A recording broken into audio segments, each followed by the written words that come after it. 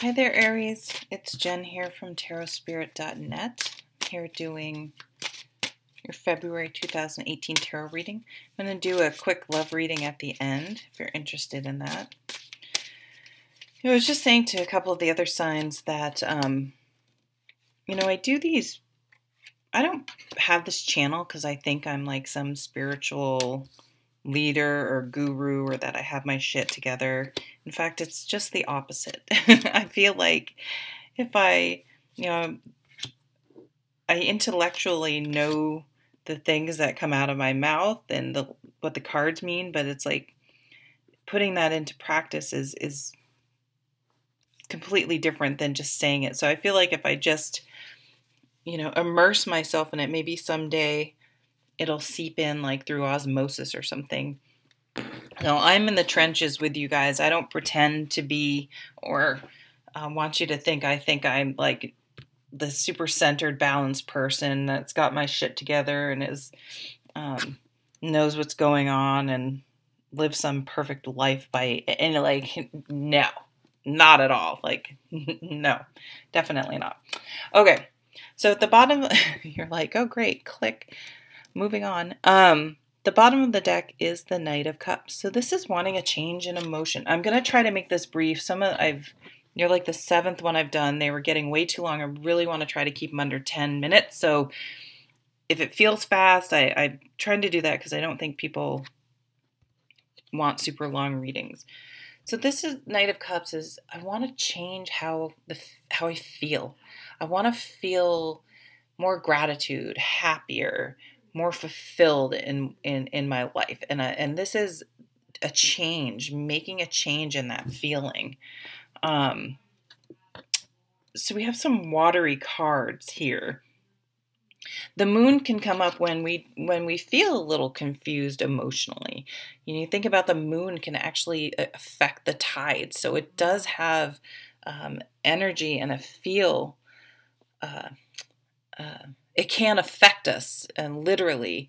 And this can just be, having trouble, like, why am I not super happy? Or why, and we have the 4 of Cups too. Why am I not super happy? Why am I feeling blah? Why, I wish I could feel happier.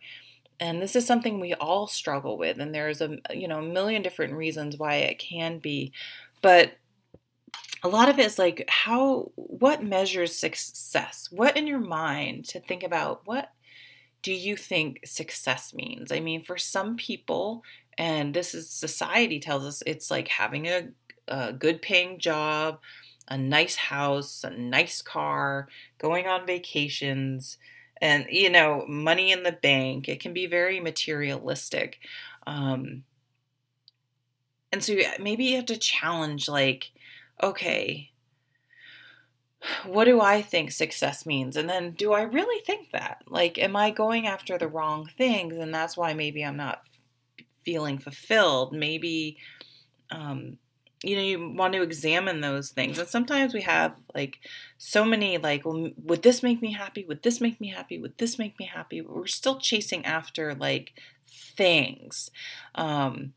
And one thing I do know, I've experienced glimpses of this, is that happiness really does come from inside and our attitude and our perspective, and the choices we make, of course, and making sure we're going after living authentically and not living for what other people think about us. I think we do this all the time. Like when I paint something in my house, I'm like, well, like I think about what will it be like for other people instead of, is this the color I like? Does it make my home feel like home for me?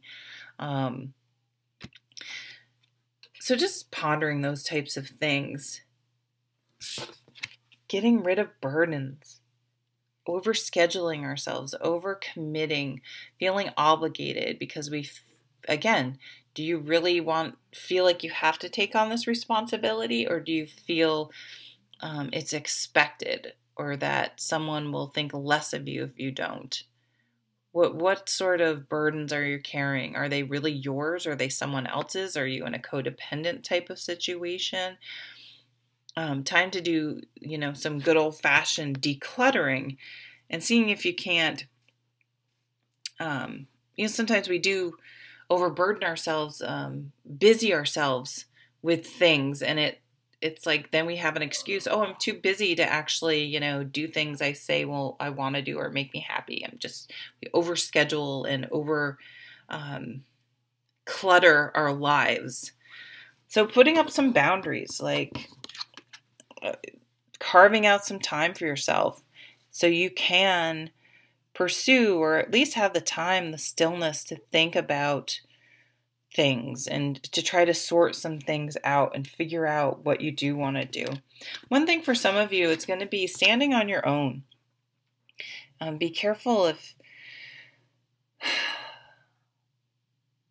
it's like, so for some of you in relationships, like, am I in this relationship? And if you're in a wonderful relationship, you've been married forever and things are great, but this obviously doesn't make sense for you, at least in that part of your life. But am I in this relationship, this friendship, this situation because it's what I really want, or because I think it's better than the alternative of being alone? Or it's the, I don't want to say the lesser of two evils, so it doesn't mean it's evil, or am I just in it because it's convenient? She's confident on her own, living authentically. And in the Rider-Waite, she has a falcon. She has a dove in this one, but she has a falcon. Which in traditional terms, if you look at the tarot, that would be an unusual thing for a woman to do. But she doesn't care. She's living authentically. I want to do falconry. I'm doing falconry. If you don't like it, you don't have to be in my life. She's secure in living authentically and doing the things she wants and can stand on her own. And then when she is with someone, it's because that they add to her life, not because she feels empty without it, or it's going to solve some sort of problem.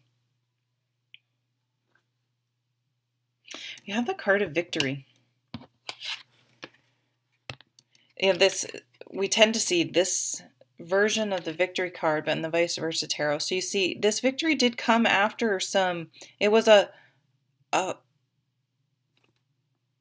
it came after, obviously there's some, carnage in the background after a fight, a war. So, but metaphorically, it's like, to be happy, you may have to go through some tough times to really examine some things, to burn some outdated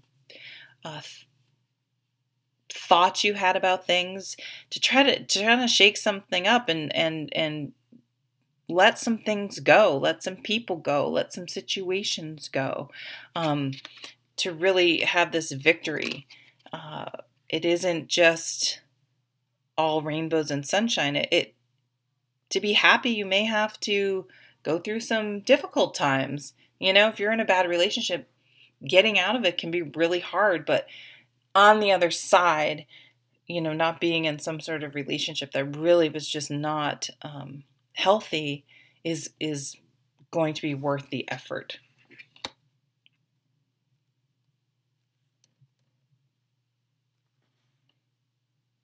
So I think I'm going to leave it there. And I'm going to now grab a few cards from the Crystal Visions Tarot for a quick February love reading, because, why not?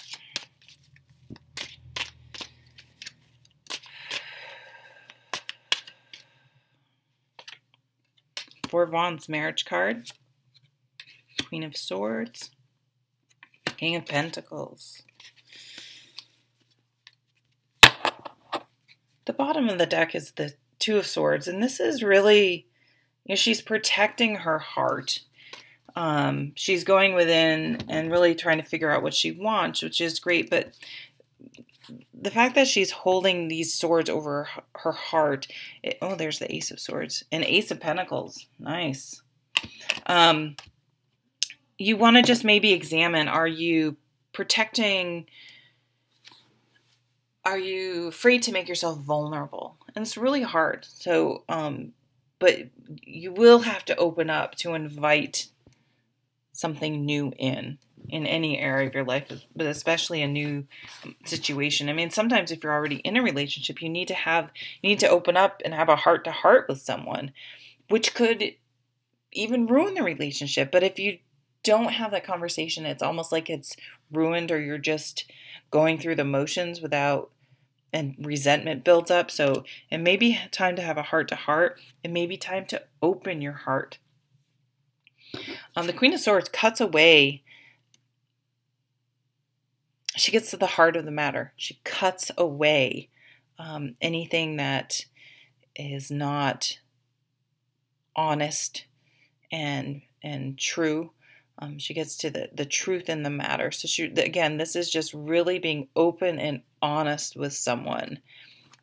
We do have this pair. Who am I reading for? Aries. We have an air sign and a earth sign. You know, the earth sign person is not, it's not like a wand sign, a fire sign like you guys. They're not so much the romantic big gestures, the excitement. They're slow and steady wins the race. Like, this is like all of a sudden you realize your friend that you've had forever, like, oh my God, how did I not see it? You know, I love them.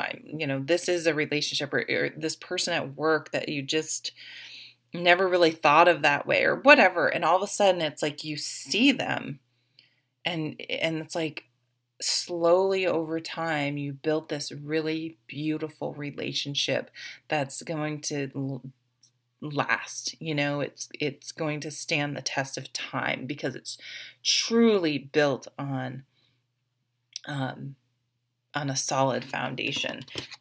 The Four of Wands. So this is definitely like meeting someone new, moving in with someone, getting engaged, getting married if that's your thing, or just committing to each other, having a baby, buying a house together. It's any sort of those foundation, those milestones in life that then you build upon.